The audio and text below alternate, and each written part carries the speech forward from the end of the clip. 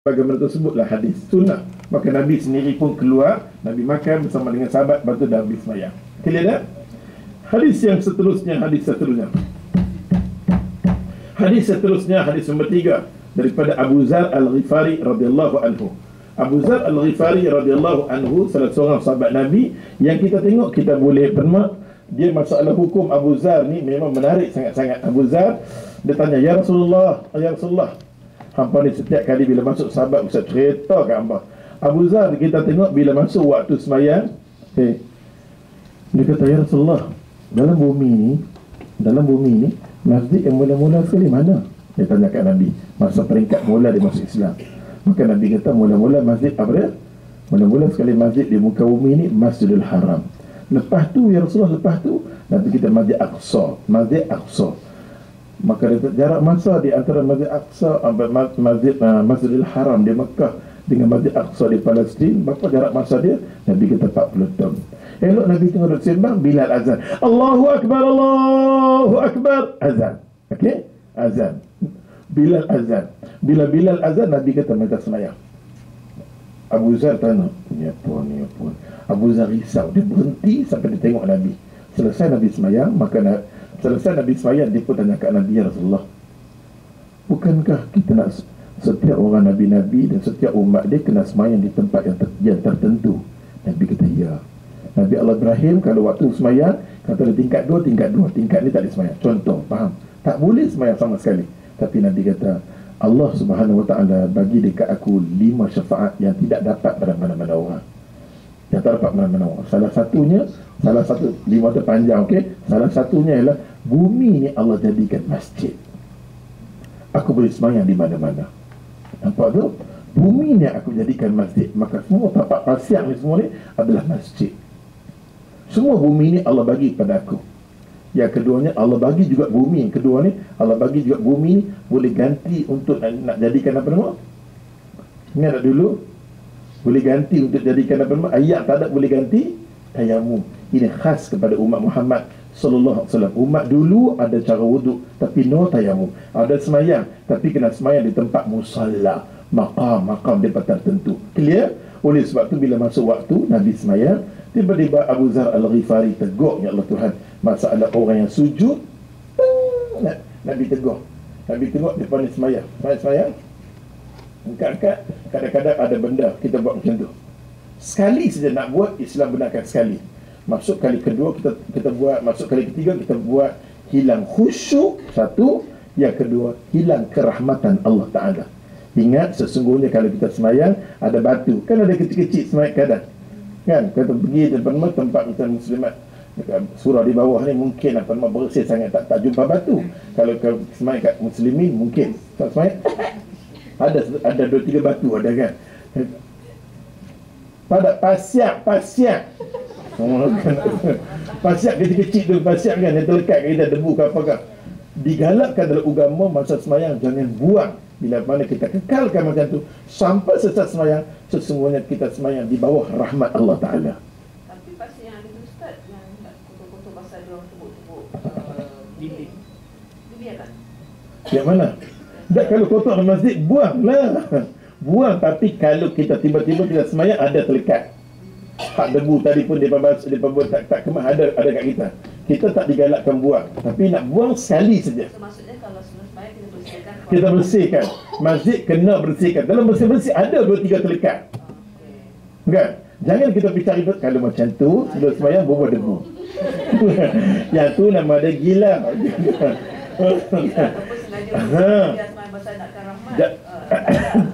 Yang tu bukan rahmat, itu satu macam yang lain, kan. Oleh sebab tu kita kalau masjid kena bersih, sebersih-bersihnya. Ni kita dengar hadis Muhammad tu kata jangan bersih sangat, tinggal batu tu. Mampu aku kena, kan. Masjid kena bersih sebersih-bersihnya. Tapi kalau kita sujud tiba-tiba, sebab masjid Nabi ni ada pasiak, kan. Kalau kita sujud ada benda tu, jangan kita buang. Agama kita kata bila kita gerakkan tangan kita buang, dah hilang khusyuk. Kalau nak buang sekalipun Nabi tegur sekali saja. Okey, ada orang ganggu, baik kita baca. An-Nabi Zar Al-Ghifari radhiyallahu anhu qala Rasulullah sallallahu alaihi wasallam, kata Nabi, Abu Zar Al-Ghifari kata Nabi SAW, idza qama ahadukum, bila mana-mana orang dia kata qama, berdiri untuk nak sembahyang, fi salati Nabi kata fala, jangan. Nabi kata bila anda berdiri nak sembahyang, fala, jangan. Nabi kata ayyam sahil asa, jangan buang asa. Nampak? Nabi kata apa? Jangan tengah-tengah kita sembahyang tiba-tiba ada apa debu ke apa ke, tiba-tiba macam ada, ustaz betul-betul benda tu ustaz kena tahu sini, macam foto, tak apa. Ada bang foto kan, dia buat ada kat sini, tak apa, pelik ustaz. Saya masjid saya pula ada cermin, saya nampak tutup. Saya tengok ustaz, saya tengok gitu kan. Oleh sebab itu Nabi kata fala yang saya asar, jangan kita buang. Nabi kata pasal apa? Nabi bagi jawapan, fa inna rahmata tuwajjihuhu. Allah Subhanahu wa taala hantar mai rahmat dekat hang dalam semayang, tanda benda tu lekat dekat hang. Kita tak mampu nak fikir dengan otak kita, okey? Di saat agama yang aku sopak mampu ya Allah. I tak boleh terima ustaz. Dia buat kita sopak melayangkan. Oleh sebab itu Nabi kata apa? Fa inna rahmatan. Ni hadis ni. Maka sesungguhnya rahmat Allah tuwajjih. Wajah maksud ni berbalik. Tuwajjihu. Allah nak bagi rahmat tu pergi kat hang. Macam mana tanda kata semayang kita ada rahmat Allah, tiba-tiba kita semayang kita nampak anda satu hamba Allah terlekat sini, ada. Ustaz itu jahat nak mampu tapi nampak ada. Itu hak Tuhan. Tuhan nak bagi kat siapa pun, ada orang setengah semayang, apa pun tak ada. Walaupun pengotok punya banyak, satu batu tak boleh kat dia. Batu tahan nak dah. Jadi kita Tuhan, kita tak mampu nak fikir. Masa Allah SWT bagi tahu, Ustaz saya nak try, macam mana pun saya try bagi kok angkat bagi rahmat. Hang gila. Dalam bab ni agama bagi tahu kat kita. Maka Nabi kata Nabi kata sebaik-baiknya kita tinggalkan, okey? Pasal Nabi kata fa inna rahmata tuwajjihu, sesungguhnya benda yang ada atas daihan tu adalah rahmat Allah Ta'ala. Wa fi riwayatin, ada riwayat di 5 di kalangan ulama, Abu Daud, Tirmizi, Nasa'i, Ibnu Majah, daripada Imam Ahmad, Abu Daud, Tirmizi, Nasa'i, Ibnu Majah, 5 riwayat bi isnadin sahih, semua ulama setuju. Wa zada Imam Ahmad, tambah Imam Ahmad, kalau kita nak sapu, dia kata apa nama, wahidatan, sekali, ataupun tak tinggalkan. Hadis mula-mula sekali kata kat kita, jangan kita tinggalkan.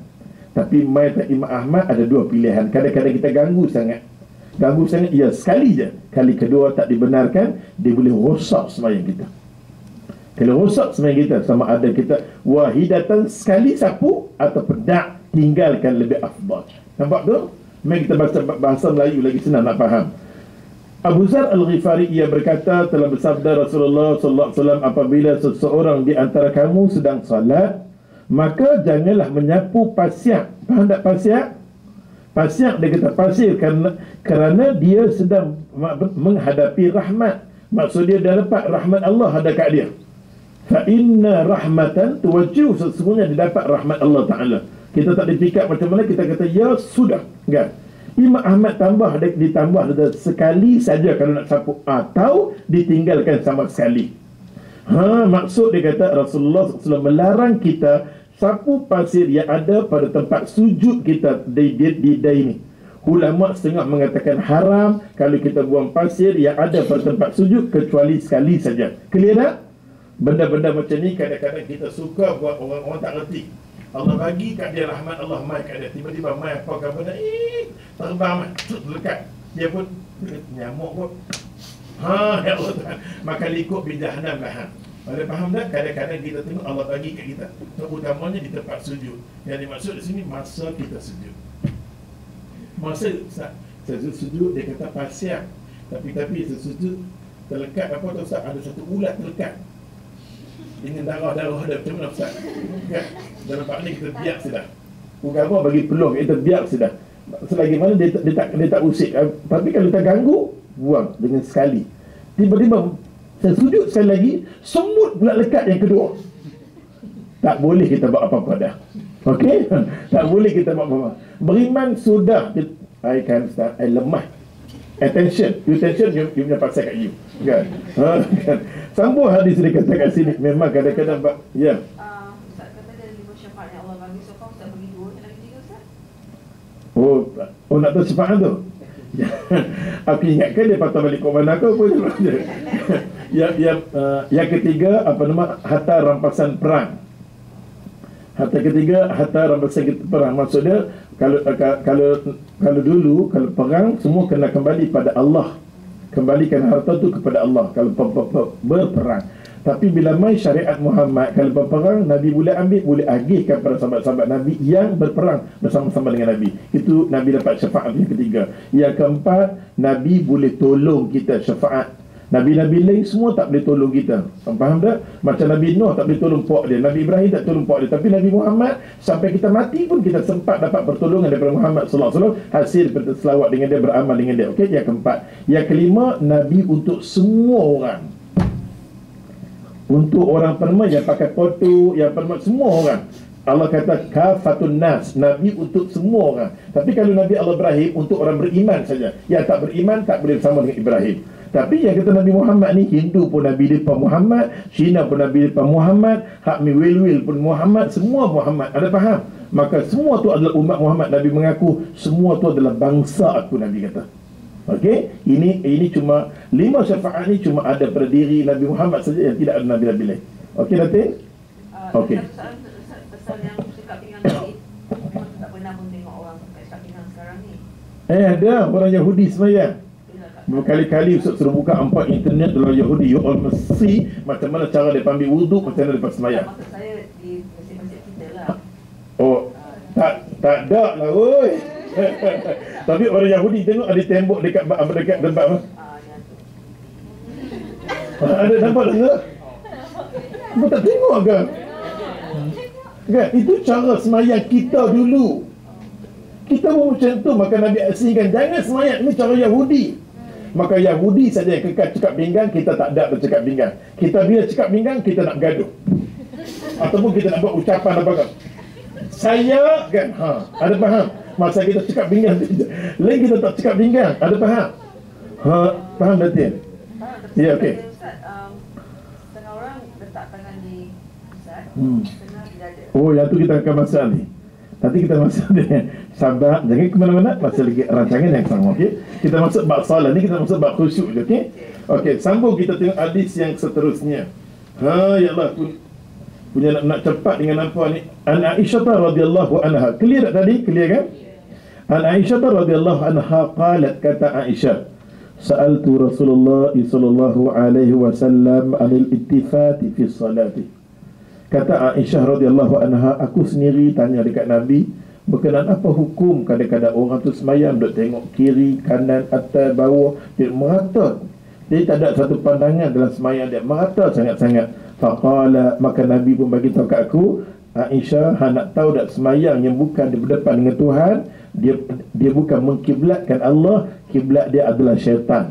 Maksud dia semayang tadi bukan dipandang Allah. Allah tak pandang dia, dan dia pun tak pandang pada Allah. Bila mana huwa iltifatun yakhtalis misuhu syaitan fi salatil abd. Maka kita nak tahu, kata firman, kiblat dia bukan Allah, dan dia bukan pandang Allah, Allah tak pandang dia. Bila mana dia semayang, ada jenis orang semayang kan? Semayang dengar Assalamualaikum. Ada makhluk macam tu. Ada makhluk jenis semayang, bila mana ada siapa akan masuk dia. Ya. Ya Allah, bila kacau macam tu, kita tahu sesungguhnya dia bersama-sama syaitan masa semayang. Ni Nabi bagi tahu kat siapa? Nabi bagi tahu kat Aisyah radhiyallahu. Ni salah satunya hilang khusyuk dalam semayang. Apa jadi pun kadang-kadang anak kita panggil Baba, Baba, Baba, Allah dia buat macam mana pun Allah, kecuali macam Nabi Hasan Husin, Nabi tengah semayang, kecuali Nabi sunat dibenarkan. Okey, sunat Baba tak boleh. Itu pun kalau boleh jangan. Semua fardu tak boleh langsung. Tiba-tiba Hasan mai ditarik-tarik sampai dia ke depan, barulah Nabi pun jangan macam rokok. Nabi sikit je, tapi cengkung dia, Nabi dukung balik. Nabi dukung balik. Yang tu kalau dia depan kita, kita boleh bergerak. Tapi kalau sekarang dia tepi, kita tak boleh. Aku kata tak henti. Oleh lingkup di jahanam. Oleh sebab tu benda-benda macam ni kadang-kadang kita tak perasan tau. Kita pernah buat ustaz pun kadang-kadang ada gangguan. Kita ni orang yang pernah lemah, kita tahu. Kita nak tahu khusyuk tak khusyuk. Sepanjang kita baca ni, kita tengok semayang kita khusyuk tak khusyuk dengan Tuhan. Kadang anak panggil, kadang-kadang pernah mama, mangi cepatlah. Allah, aku tengok henti. Hai ya Allah Tuhan. Pasal tu salah satunya ulama mengatakan orang yang celaka adalah orang yang potong semayang orang. Yaqta'us salatul 'abd. Kita dah ambil baru ni. Bulan semua kita tak cakap panjang bab orang apa nama kadang-kadang apa nama ni lalu, anjing lalu, orang kan kita baru ni mengaji, termasuklah juga kadang-kadang apa nama suami duduk semayang, isteri tengah duduk hidang makanan. Makanan sedap, makan nak bagi kawan tu. Apa tujuan hang cakap macam tu? Dia nak bagi kawan tu dengar sebab dia semayang, cepat bagi semayang. Cepat, panas, makanan sedap, kau tiap kan. Saja dia menjerit nak bagi tahu. Hal macam ni Allah, dia telah memutus hubungan. Bila mana kita buat macam tu, tujuan kita nak halau orang semayang, kita dah putus hubungan. Cukup celaka Nabi kata orang macam ni. Ada benda-benda kadang-kadang kita buat macam ni kan. Kawan tu katalah pertama kita nampak isteri kita bersemayang. Cepat. Tujuan cakap cepat nampak? Nak bagi dia cepat. Nampak tak? Yaqta'us salatul 'abd. Kita putuskan hubungan dia semayang dengan Allah Ta'ala. Nabi tercelakalah. Benda macam ni kadang-kadang wujud dekat diri kita. Tidak benda macam ni, tapi panggil-panggil macam ni semua ya Allah Tuhan. Salah satunya celaka diri kita, terutamanya orang nak semayang, jangan kita ganggu. Bagi dia habis baru dia sebut karipap sedap, karipap yang beli tu RM7.5 kan. Okay, sambung. Oleh sebab tu ya Allah Tuhan, dia kata apa kat sini, ni hadis ni diriwayatkan oleh Imam Bukhari. Semua sahih dah. Kesemua yang Ustaz cerita dekat hampa tidak ada ragu tentang hadis ni, kesemuanya sahih belaka. Mai Imam Tirmizi pula kata iyyaka, Allahu akbar. Tak ada iyyaka pada dia. Kata iyyaka Nabi mulut, iyyaka hindarkan, jauhkan, jangan sama-sama. Iyyaka na'budu wa iyyaka nasta'in. Iyyaka mintalah hang sembah pada Allah. Iyyaka na'budu, hang sembah dekat Allah. Wa iyyaka nasta'in. Nampak tak? Kita minta betul-betul hang sembah ke Allah. Hang jangan terlintas ke diri hang nak sembah orang lain. Iyyaka macam tu, iyyaka hang jangan terus sembahyang iltifat berpaling-paling dikata fi salati fa innahu, tengok tulis kat sini the point. Ada point fa innahu, sesungguhnya sembahyang yang berpaling-paling dia kata ahad. Halakatu sembahyang yang musnah. Sembahyang yang musnah ialah sembahyang berpaling-paling. Fa in kana la budda fa fihi, kalau tidak hendak paling, cuma boleh sunat saja. Nampak? Ustaz sebut dah. Nampak tak? Nampak baca terjemahan dia kan? Clear dah? Clear, okey, bagus. Hampa ni memang layak untuk kerja di Misi Niaga. Sambung. Dia kata kat sini maksudnya sangat dilarang. Iyyaka, sangat dilarang seseorang berpaling di saat sedang solat. Hukum dia kata kat sini haram berpaling muka dia kata ketika sedang solat, kecuali kalau nak ni sembahyang tak tahu sembahyang sunat. Sambung hadis daripada Anas bin Malik radhiyallahu anhu. Ni masalah ludah. Ni memang pula hadis ludahlah kamu sebelum kamu diludahkan. Panjang ya Allah. Ada masalah lagi. Jangan tengok jam cuma untuk ustaz saja.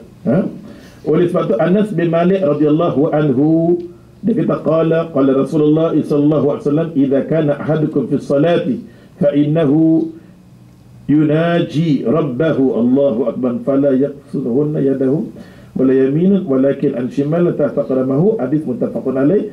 Okey. Ustaz cepat dengan tujuan apa nama? Terpaksa dicepatkan. Pasal apa biasalah bila berturun nyek-nyek. Kan? Tak apa, faham kerja kan. Siapa turun lambat dengan sebab, tak apa kalau turun lambat dengan sebab memang berdosa lah kemudian. Kamu Hei hadis ini macam ni. Allahu akbar kabirah. Hadis Anas, Ustaz cerita tu kembali berada. Okey, bagi cerita senang. Kadang-kadang nak baca apa yellow pun tak faham kan. Allahu akbar. Nabi kata Anas, mana-mana orang bahasa tabiat orang Arab bila ludah dalam sembahyang memang ada peludah. Okey, masa tu kita tengok di kawasan Masjidil Haram, kita nak tingkat 2, gelemak. Ada paham gelemak? Allah nak uji kita. Kalau hang mati lingkup haji umrah hang, terutamanya kawasan Masjidil Haram. Kita pegang baik, celaka. Habis. Nampak tak? Wala fusuqa wala jidara alaih. Duduk di kawasan haram, sebarang kalimat tidak dibenarkan keluar daripada mulut hang. Keluar, runtuhlah haji atau umrah yang kita lakukan. Betul tak? Ni hadis wala fusuqa. Quran sendiri sebut. Jangan tengkat, jangan berkelai, jangan lafaz benda tak elok. Walaupun orang mantak dekat kita makanan orang makan best-best, teman-teman kita nasi dengan kicap dengan telur je. Astaghfirullahaladzim, tak apa, redha ya Allah, Tuhan aku redha. Kalau makan gigit, kita makan telur, Allah bagi tengok tu macam ayam. Ada faham? Anggap macam tu. Ayam aku ayam Tuhan ayam. Pasal kita pergi tempat tu, ya Allah, kita nak jadi tetamu dia. Ingat, orang dapat pergi di Mekah, orang dapat pergi di haji ni, cubalah ingat satu tempat dia pergi, tempat rumah Allah Ta'ala sebagai tetamu. Bila cari di mana masjid pun tak sama dengan kawasan Masjidil Haram. Semua bentuk semayang pada masa tu tak ada haram langsung. Hang boleh semayang, hang boleh bermunajat. Allah buka pintu arah semayang 24 jam tanpa tutup-tutup di bumi Makkahul Mukarramah. Kita semayang belum tentu sampai ke arah Allah. Ada waktu tertentu Allah tutup, okey? Tapi orang semayang di Mekah, arah dia buka, ya Allah. Sampai ke sana, Papa kata berjalan, sambil berjalan, Tuhan, didiklah aku dengan agama, aku suka ke agama Tuhan. Aku dah mula dah jinak-jinak diri aku dengan agama Tuhan. Mengadu tempat tu ke semua kata-kata kita sampai di arah Allah Ta'ala tanpa tolak-tolak lagi. Apa kita mahu? Sebab tu kalau kita boleh pergi di sana, Allah panggil, ya Allah, Allah suruh kita, ya Allah, gunakan peluang tu semungkin yang boleh. Jangan ada fikir, I kalau pergi kat sana, I nak bagi tahu kat you, lepas semayang kita makan nasi mandi, best sedap. Belum pergi sampai sana, duk pakat dengan kawan, I tahu kedai tu memang sedap. Allah. Macam ni punya kes, nama dia ghaflah. You know ghaflah? Kalau boleh bab tu kita tolak sebelah, ya Allah Tuhan. Kita fikir, insya-Allah kita pergi kat sana, hang tegaklah aku kalau aku lambat semayang. Kalau aku pergi kat sana, aku lekah, hang tegaklah aku. Aku pergi sana ni lah tempat Tuhan nak bersih aku, tempat apa nama Tuhan nak ni aku. Pasal kita tawaf tu dia lawan jam, betul tak? Dia lawan jam, seolah-olah kita ni masuk dalam washing machine. You understand washing machine? Bercuci kita. Maka 7 kali menghilangkan segala-gala. Bak sama hilangnya 7 kali. Kesemuanya hasad, dengki, khianat. Ulama terjemah kalau 7 sedap nah. Semua 7 sifat yang besar yang ada kat diri kita, hasad, dengki, 7 perkara akan hilang dalam batang tubuh kita dengan kita tawaf. Saat ni kita masuk masjid larat lagi ke esok, kita tawaf lagi. Subhanallah, subhanallah, subhanallah. Sambil-sambil tak tahu ingat kat diri kita, ya Allah, Maha Suci Engkau, ya Allah. Hala segala-galanya, ya Allah. Aku tak ada apa pusing tahu. Tak ada pula Allah Subhanahu yang besar, ya Allah. Bukan kerja aku besar, bukan meeting aku besar, ya Allah. Ya Allah, buatlah aku sembahyang pada asar sampai berkenan, ya Allah. Kan?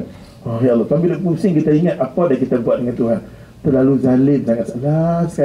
Last sekali yang ketujuh kita nak minta pasal doa yang paling mustajab sekali. Allah kata mana-mana orang berdoa la ilaha illallah subhanaka inni kuntu minadh dhalimin, kan? Kita doa tu, last sekali kita baca doa tu dululah. Ya Allah Tuhan, hala Tuhan aku, ya Allah, dengan hal aku sembah, ya Allah, aku zalim dekat hamba banyak sangat aku zalim. Walaupun aku tak semayang subuh pun hamba bagi aku makan. Walaupun aku semayang zuhur, aku kadang-kadang pukul 3 pun hamba bagi dekat aku sihat. Walaupun aku semayang aku semayang asar muka 6 pun hamba bagi aku sihat. Walaupun aku ceramah di hujung-hujung pun hamba bagi makan juga mikari. Oleh sebab tu, ya Allah Tuhan, Allah bagi kat kita macam-macam nikmat, kan? Sambung hadis ini. Abi ni nak ajak apa kat kita, ya Allah Tuhan? Haji nak ajak dekat kita. Anas bin Malik kata, mana-mana orang semayang, bila mana dia semayang, di depan dia jangan buat satu jinayah yang apa-apa pun. Terutamanya kita semayang, di depan tidak dibenarkan. Dia di 2 tempat dinamakan jinayah dalam semayang kita buat. Di depan jangan kita ludah. Kalau nak bersin sekali buat cepat-cepat elak. Jangan lebih baru kita ni. Nampak tu? Nak bersin sampai macam tu agama ajak dekat kita tau. Dia kata apa kat sini, kita tengok hadis, dia kata yunaji rabbahu. Yunaji bahasa kita bermunajat, okey? tempat kita bermunajat dengan Allah Ta'ala, dua tempat yang paling kita kena jaga dalam sembahyang, di depan dan di kanan. Okey, di depan dan di kanan. Pasal malaikat yang baik yang duduk tengah catat kita, tiba-tiba kita bersih, malaikat terkejut. Ada faham? Dia bersih kat aku, tambah-tambah kita ludah kata, kelakar, aku tengah tulis pahala kat hang. Ada faham? Oleh sebab hadis ajak dekat kita apa nama tempat ni malaikat, kan kita tahu kiraman katibin, malaikat. Sini ada iblis. Di belah kiri kita ada iblis, ada syaitan. Maka kalau nak ludah sekalipun, nak bersih kat kita sana. Kata apa kena buat keluar daripada mulut kita? Ini buat keluar sikit je. Semua di sebelah kiri tak dibenarkan laku di depan dan juga di sebelah kanan. Termasuk tengah-tengah sembahyang kita nak buat keluar, pandang sikit je ulama kata pandang dulu. Lepas tu nak mereka depan tak pandang. Pandang dulu, apa benda pun kita tengok. Fa innallaha yunajikum, sesungguhnya kita sedang bermunajat dengan Allah Ta'ala. Elakkan ludah yang tu yang ni di depan dan di sebelah kanan. Di sebelah kanan, kalau nak buat sekalipun, orang dulu masjid Nabi dulu dia ludah di mana? Dia ludah di sebelah ni. Dia ludah di sebelah kiri, lepas tu dia tutup. Ataupun dia ludah belah kanan tu syariat memang, belah kanan dia tunduk, dia tak boleh, dia tunduk, dia tutup dengan apa memang hadam, dia tutup dengan kaki dia. Kita ludah tutup macam ni, kita genjakkan diri kita depan ni. Tutup ke sana, genjak sini, ke sini. Nampak tak? Ustaz kita kapet tak ada apalah. Jangan ludah lah weh. Ambil tisu. Kan kita fashion tissue, you all understand tissue? Kan? Mindil kan? Sambung. Clear tak ni? Okey. Bagus hampa hari ni nampak cerdik lebih. Okey. Makalah termah apa tersebut kan? Oleh sebab tu dia kata kat sini apa dia kata hadis daripada Anas Malik yang berkata, telah bersabda Rasulullah sallallahu alaihi wasallam, apabila seseorang dia kata seorang sedang semayang, maka sesungguhnya ia sedang bermunajat dengan Allah. Orang semayang bermunajat dengan Allah, kerana itu janganlah ia sekali-kali membuang ludah di hadapan, dan jangan pula dia kata di sebelah kanan. Okey, tadi Ustaz terang depan dengan kanan jangan, tetapi nak ludah sangat-sangat di sebelah kiri. Di sebelah kiri, dan pada riwayat yang lain mengatakan belah kiri kalau boleh dia ludah, ambil kaki dia tutup macam tu tadi saya ajak tadi. Clear tak? Clear, alhamdulillah, menunjukkan apa amat cerdik. Hukum dia kata kat sini haram kita ludah di depan, di sebelah kanan di saat kita solat. Tadi Ustaz dah bagi tahu sesungguhnya kita bermunajat dengan Allah, kita ludah tak dibenarkan sama sekali. Mai pula hadis seterusnya, hadis berkenaan dengan gambar. Hadis ini pernah berlaku dekat Aisyah dengan Nabi sallallahu alaihi wasallam. Aisyah satu hari dia masuk dalam rumah, dia seronok dah dapat rumah. Pasal Aisyah kahwin dengan Nabi. Aisyah ni memang kita tengok daripada keluarga yang agak berada. Siapa dia? Abu Bakar. Berada. Rumah dia hias. Tiba-tiba main rumah Nabi apa pun tak ada. Satu hari Nabi ni katalah kiblat. Okey, kiblat. Dia pergi gantung langsir. Okey? Gantung langsir. Ada dua riwayat. Macam tadi riwayat dia letak di bawah. Gantung langsir. Ada salah satu yang bercorak. Yang kedua kita tengok Aisyah radhiyallahu anha, ada orang bagi dekat Nabi kain. Kain itu ada gambar, ada bentuk gambar binatang lah apa, dia gantung. Satu Nabi nak semayang, baru Nabi semayang. Aisyah tak faham lagi, digantung lagi. Nabi buat berkali-kali, Nabi buat, barulah Aisyah radhiyallahu faham sesungguhnya benda tu boleh hilang khusyuk dalam semayang. Pasal tu kalau kita pergi mengaji di India, di Pakistan, sejadah tidak dibenarkan kita bawa warna-warni. Kalau kita pergi di Dioban, di gudang ilmu, no. Dia buat satu pasal tu, ulama kita di Malaysia mengatakan bahawa ulama-ulama dulu di Malaysia nak semayang, dia nak ambil kain putih tengah-tengah. Nampak tak? Kain sampai kain ni ada lagi kan? Itu ulama kita dulu dengan tujuan tak bagi nampak warna-warna kat depan. Cuma putih je. Yang warna-warna kalau kabut ni semua dia boleh ni. Dia boleh tengok. Sambil nak semayang, imam baca panjang, dia buat macam tu kan. Berapa bunga ada? 1, 2, 3. Bukan macam-macam ya Ustaz. Boleh sebab tu kalau sekiranya di pasal tu ulama kata berputih. Tu kadang-kadang kita kena raikan ulama, okey? Dia tahu otak kita ni ada apa. Kadang-kadang tengok duk semayang tu fikir, kunci aku hilang ke mana? Dalam semayang dia set dah. Depan ni aku nak pergi sini, aku ambil kunci ada tingkat atas. Aku turun saat ni aku beli. Aku beli aku makan kari. Dia susun dalam semayang dia. Contoh, ada faham? Dia susun dalam semayang. Maka benda macam ni semua boleh ganggu, hilang khusyuk, terutamanya tempat kita sujud. Tempat sujud, tempat keliling macam surah pada dapat ni, jangan buat macam taipusam. Macam-macam dia ni beli, I nak bagi satu benda, I nak bagi satu benda, I nak beli satu benda, kan? Banyak dia gantung ayat Quran, last sekali jadi betul-betul pusing. Buat ayat macam ayat benar, apa nama tuwallu, kan kiblat Nabi. Bila Nabi semayang ke arah ke Masjidil Aqsa, tiba-tiba Nabi nak pindah ke Masjidil Haram, kan ayat tu cerita berkenaan dengan kiblat Nabi bertukar. Ayat sikit sudah kita baca ini, kita tahu inilah menunjukkan kiblat Nabi yang Nabi semayang 17 bulan, kan? 17 bulan, 16 bulan Nabi berpandukan kiblat dia di mana? Di Masjid Aqsa. Lepas tu yang berubah, kan? Kita ambil benda-benda macam ringan-ringan, dah tak payah ayat 1000 dinar nak bubuh dalam supermarket, laku. Tak laku-laku pun. Aku 1 dinar tak ada, laku, habis semua, kan? Sambung, kan? Ya Allah Tuhan, apa dia kata kat sini? Daripada Aisyah radhiyallahu anha berkata, adalah sutra tipis yang bergambar kepunyaan Aisyah radhiyallahu anha yang dipakai menutup, dia kata, sebelah kamarnya. Lalu beliau, dia kata, bersabda kepadanya, "Singkirkanlah sutra itu daripada kamu, sesungguhnya gambar itu sentiasa menggangguku saat aku solat." Hadis Nabi sallallahu alaihi wasallam berkenaan dengan ada mengatakan Aisyah letak macam curtain, kan? Yang mula-mula sekali riwayat mengatakan bercorak, yang tu Nabi buang.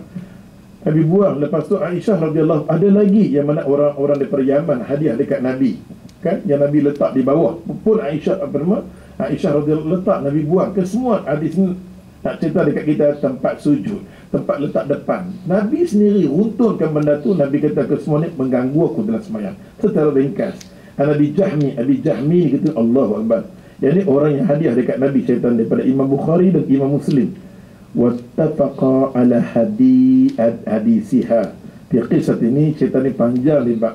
Wattafaqa, Imam Bukhari dan Imam Muslim bersepakat bercerita berkenaan dengan Aisyah radhiyallahu anha tentang Abi Jahmi. Abi Jahmi ni orang jahil yang duduk di Makkah Al-Mukarramah, sayang dekat Nabi. Dia jenis orang yang ada jenis manusia ni suka present dekat orang, rupa orang, jenis binatang yang tu. Ini kesukaan dia, ini kesukaan Abi Jahmi, suka hadiah.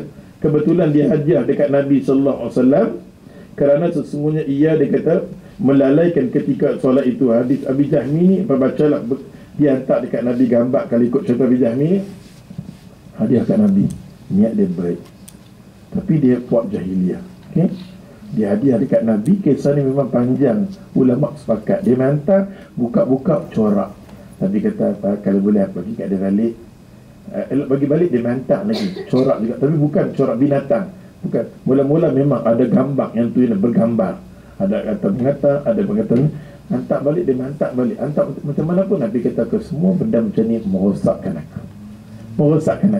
Sebab tu kita tengok lah sekali riwayat yang mana Nabi SAW redha. Nabi kata, Aisyah, cubalah hamba buat satu benda, bernama tafakkaru fi khalqillah. Satu benda tu boleh fikir tentang kejadian Allah. Kita berbunga, berpokok, yang tu ni, kan, benda-benda yang boleh melambangkan kebesaran Allah Ta'ala. Kita nampak rumah kita macam pandangan matahari, yang tu yang ni dibenarkan. Tafakkaru fi khalqillah. Buat satu benda yang kita boleh fikir tentang kejadian Allah Ta'ala. Jangan kita buat tentang makhluk. Kita buat lukis aku dengan hang masa kahwin dulu, tak payah, kan? Sesungguhnya dia kata kat sini, solat itu wajib khusyuk. Sesuatu yang kita mengganggu khusyuk solat, yang kita wajib kita singkirkan. Hadis Jabir kita tengok di sini.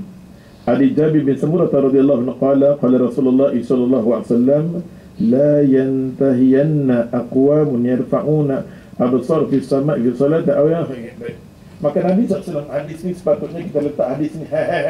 Hadis Jabir bin Samurah ni, kalau boleh kita gabungkan hadis mula-mula sekali. Siapa? Nabi semayang.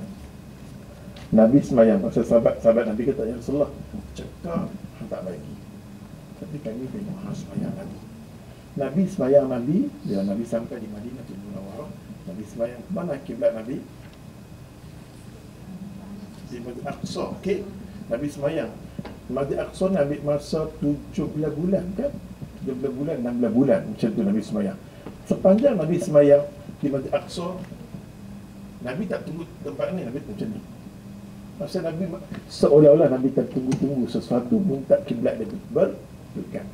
Okey, lepas Nabi dapat kata kiblat dia di mana? Di Masjidil Haram bermulanya pandangan Nabi di tempat sujud. Okey, di tempat sujud. Maka Nabi larang kepada semua sahabat dia, jangan cekak dengan pandang ke atas ni tabiat orang Yahudi. Mana-mana orang semayang, dia tengok cicak. Maka Nabi kata, contoh Nabi kata apa? Yarfa'ul absar. Ni Quran tak hadis. Dalam Quran ada ayat ni. Mana-mana orang yang semayang bermunajat dengan aku, Allah kata dia languk ke atas, kemungkinan aku boleh tarik pandangan dia, aku butakan dia. Ini hukuman Allah. Aku butakan dia. Buta macam mana Ustaz?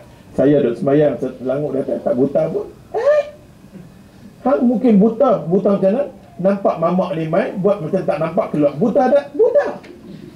Bukan? Kita naik satu lift dengan dia, dia tahu dah mamak ni dia kuliah. Dia buat tak seronok, dia balik back nak balik. Buta. Bukan?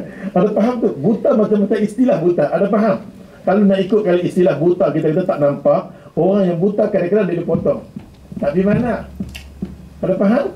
Suami isteri duduk di rumah, boleh masak, boleh ni. Nampak tak? Kita nampak dia buta, tapi yang buta kita. Ada faham? Dia boleh nampak masjid laki sampai masjid. Kita yang celik ni tak nampak masjid. Ada faham? Oh ya Allah Tuhan. Ini maksudnya apa nama buta nak ajak dekat sini. Allahu Akbar. Jadi bin Samurah yang berkata, bersabda Rasulullah, hendaklah orang-orang yang orang-orang berhenti daripada mengangkat kepalanya masa mereka sembahyang di ke atas langit di saat solat, atau boleh kita atau penglihatan mereka tidak akan kita kembali. Faham maksud ni? Penglihatan mereka tak kembali. You all understand or not? Okay. Penglihatan mereka tidak akan kembali kepada mereka dengan arti kata buta lah. Maksud dia kata, dia kata yarji'u ilaihim, Allah kata aku tak akan kembali balik pandangan, aku akan buta. Masa harap mengatakan buta. Nampaknya kita beriman dengan Allah Ta'ala. Ada lagi dua hadis sahabat kan, insya-Allah kalau bukan usah dipahamkan kuah tadi baru sudah mendidihkan. Daripada Aisyah radhiyallahu anha kata apa? Sami'tu Rasulullah SAW yaqul la salata bi hadrati ta'am wala bil mirfa'. Mungkin Nabi SAW kata tidak ada semayang bila makanan ada, semayang dulu, okey? Dan tidak ada semayang bila mana kita nak terberak. Tak terberak, semayang dululah. Bila semayang tak bertahan, diberak dulu. Takut berlebuk dia keluar. Allahu Akbar lagi dendera. Oleh sebab tu Nabi masa benda, Nabi kata masa kita masa ada makan dulu baru semayang. Kalau rasa pun nak kentut dulu. Tidak dibenarkan kita tahan kentut. Ustaz, rakaat ni keempat boleh rasa nak kentut. Indahkah hati mana? Pum keluar. Lega Ustaz. Sebenarnya semayang kita batal. Mana-mana orang yang menahan kentut, menahan kencing dalam semayang dia, batal, kena pergi balik. Maka Nabi kita keluar, bila mana nak kentut, biar dia keluar. Takut-takut, dia keluar pun sini bau lagi busuk. Kan, oleh sebab tu maka bermak, kalau kentut, kalau berak, kentut dulu, berak dulu, kencing dulu, baru main semayang. Clear tak ni? Clear, ya Allah, ada benda apa pandai sendirilah.